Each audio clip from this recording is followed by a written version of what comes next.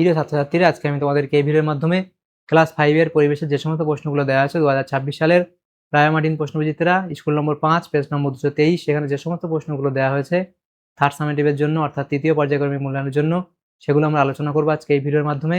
তোমরা ভিডিওটা শুরু থেকে শেষ অবধি অবশ্যই দেখবে এবং চ্যানেলে যদি নতুন হয়ে থাকে অবশ্যই তোমরা চ্যানেলটাকে সাবস্ক্রাইব করে রাখবে পরবর্তী স্কুলগুলোর প্রশ্নোত্তর পাওয়ার জন্য। এবং এর আগের স্কুলগুলোর প্রশ্নোত্তর আমরা আলোচনা করে দিয়েছি, তোমরা কোর্স অপশন থেকে সেই প্রশ্নোত্তরগুলো পেয়ে যাবে, সেখান থেকে দেখে নিও সেই প্রশ্নোত্তরগুলো।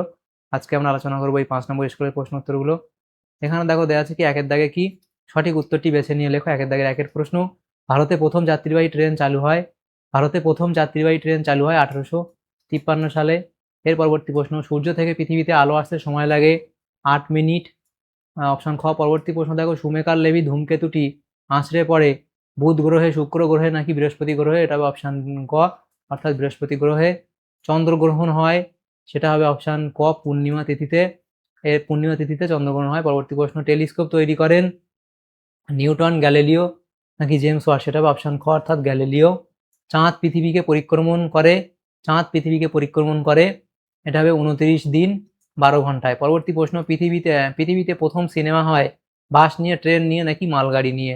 তাহলে সেটা হবে অপশন খ, অর্থাৎ ট্রেন নিয়ে।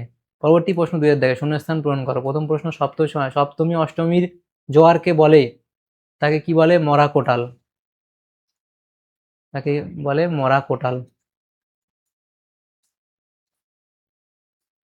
এর পরবর্তী প্রশ্ন দেখো কি বলা হয়েছে, মরা কোটাল বা মরা জোয়ার বলে। পরবর্তী প্রশ্ন দেখো বলা হয়েছে ড্যাশ সালে সুনামি হয়েছিল?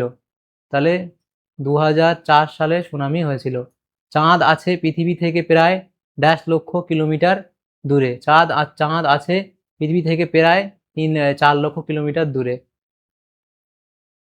পরবর্তী প্রশ্ন দেখো, প্রেসার কুকারের প্যাকেটে এটা 3,84,000 এরকম একটা হয়, তার এখানে প্রায় 4 লক্ষ কিলোমিটার দূরে দেওয়া আছে। তোমরা তোমাদের ক্লাসে থেকে একবার জেনে নিতে পারো এই প্রশ্ন উত্তরটা। প্রেসার কুকারের প্যাকেটে ড্যাশ ছাপ থাকে? তাহলে প্রেসার কুকারের প্যাকেটে কি ছাপ থাকে? আইএসআই এর ছাপ থাকে। আইএসআই এর ছাপ থাকে। এর পরবর্তী প্রশ্ন দেখো কি বলা হয়েছে, যে পরবর্তী প্রশ্ন হলো এখানে সেভ, তারপর শূন্যস্থান সেভ লাইভ, তাহলে সেভ ড্রাইভ হবে DRIVE,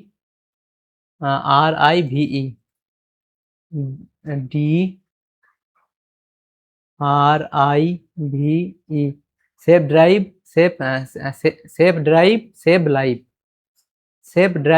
সেভ লাইভ। ড্যাশ বছরের কম মেয়েদের বিয়ে দেওয়া দণ্ডনীয় অপরাধ? সেটা হবে 18। এর পরবর্তী প্রশ্ন দেখো বলা হয়েছে কি 2.7 দাগের প্রশ্ন। 2.7 দাগের প্রশ্নতে বলা হয়েছে দেখো, ড্যাশ পাখির পালক দেখতে খুব সুন্দর ছিল? তাহলে সেটা লিখবে হুইয়া পাখির পালক দেখতে খুব সুন্দর ছিল।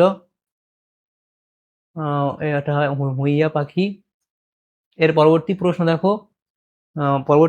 দেখো যেটা বলা হয়েছে যে 3 দাগের প্রশ্ন, সঠিক উত্তরটির পাশে টিক এবং ভুল উত্তরটির পাশে ক্রস চিহ্ন দাও। প্রথম প্রশ্ন দেখো, রানীগঞ্জ হলো পশ্চিমবঙ্গের একটি তেলের খনি, এটা ভুল বলা হয়েছে কারণ এটা কয়লা খনি। এর পরবর্তী প্রশ্ন দেখো বলা হয়েছে যে পেট্রোলিয়াম একটি অপরিচালিত শক্তি, এটাও ভুল বলা হয়েছে। পানসি হলো এক প্রকার ডিঙি নৌকা, এটা ঠিক বলা হয়েছে। তার পরবর্তী প্রশ্ন দেখো, অমাবস্যার দিনে প্রবল জোয়ার হয়? এটা ঠিক। পরবর্তী প্রশ্ন, স্কুল হাসপাতালের সামনে জোরে গাড়ি চালাতে নেই, এটাও ঠিক বলা হয়েছে। তাহলে প্রথম দুটো ভুল, বাকি সমস্তটাই বাকি এখানে 3টে ঠিক বলা হয়েছে। 4 দাগে বলা আছে একটি বাক্যে উত্তর লেখো। গৌণ জোয়ারের কতক্ষণ পর মুখ্য জোয়ার হয়? তাহলে গৌণ জোয়ারের কতক্ষণ পর মুখ্য জোয়ার হয়? তাহলে 12 ঘন্টা 26 মিনিট পর। 12 ঘন্টা 26 মিনিট পর। 12 ঘন্টা 26 মিনিট পর। এর পরবর্তী প্রশ্ন দেখো বলা হয়েছে কি, পরবর্তী প্রশ্ন হচ্ছে দেখো 2 দাগে 4.2। 4.2তে কি বলা হয়েছে, সূর্যের পর সবচেয়ে কাছের নক্ষত্রের নাম কি? সূর্যের পর সবচেয়ে কাছের নক্ষত্রের নাম হলো প্রক্সিমা সেন্টাউরি।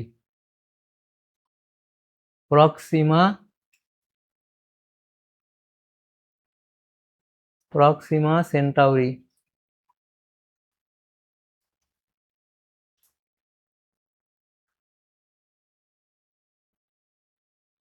এর পরবর্তী প্রশ্ন দেখো বলা হয়েছে একটি লুপ্তপ্রায় পশুর নাম লেখো। একশৃঙ্গ গন্ডার লিখবে, একশৃঙ্গ গন্ডার বা চিতা লিখতে পারো, বা রয়্যাল বেঙ্গল টাইগারও লিখতে পারো, একশৃঙ্গ গন্ডার। পরবর্তী প্রশ্ন, হরপা বান কোন অঞ্চলে দেখা যায়? হরপা বান কোথায় দেখা যায়? সেটা হবে পাহাড়ি অঞ্চলে দেখা যায় হরপা বান, পাহাড়ি অঞ্চলে, পাহাড়ি অঞ্চলে দেখা যায়, পাহাড়ি অঞ্চলে দেখা যায়। এর পরবর্তী প্রশ্ন দেখো, পথের পাঁচালী বইটি কার লেখা? তাহলে পথের পাঁচালী বইটি কার লেখা? সেটা হবে বিভূতিভূষণ বন্দ্যোপাধ্যায়, বিভূতিভূষণ, বিভূতিভূষণ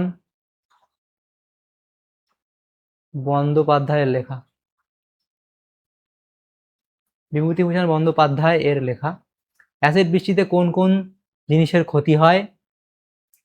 তাহলে অ্যাসিড বৃষ্টিতে পুরনো ঐতিহাসিক সৌধ, মার্বেল পাথরের তৈরি, তাজমহল, পুকুর বা জলাশয়ের মাছ, মাটির উর্বরতা এবং গাছপালার ক্ষতি হয়।